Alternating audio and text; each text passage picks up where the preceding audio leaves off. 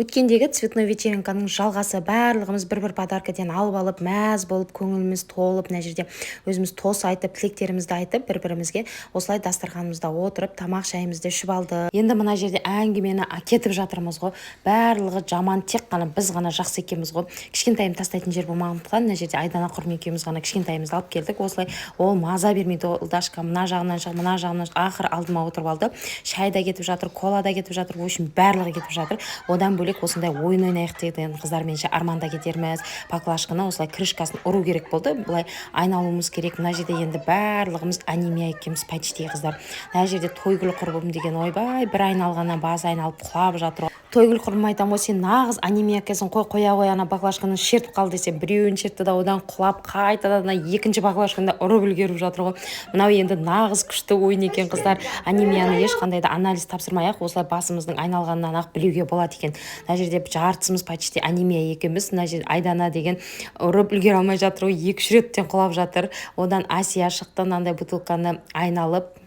Сонымен Асия бір құлап алды да, ананы деген соңында да ұрып үлгерді. Көрдіңіздер ма, өте қызықты ойын екен. Негізі сіздер осы жылға ойнадыңыздар ма?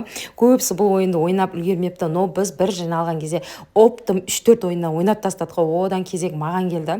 Мен көрінбей қалыпты қыздар, мына видеоға сыймай қалған ба. Одан Мери ұрды, молодец, Мери вообще құлаған жоқ. Алтында вообще құлаған жоқ. Кішкене ғана қисайды оңға солға.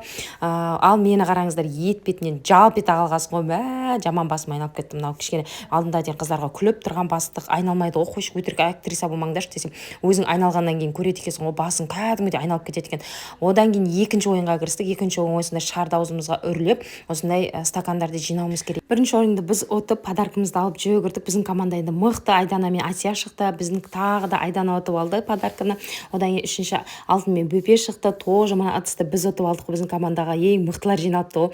Енді қызықты ойын болды қыздар. Осындай шармен де негізі қызық екен. Жылан жылында осындай жылан подарканы да қойған ғой. В общем, подарка қойса кішкене мотивация екен да, соны деген алу үшін тырысып, мына жерде деген балаша секіріп жүгіріп жүрміз ғой.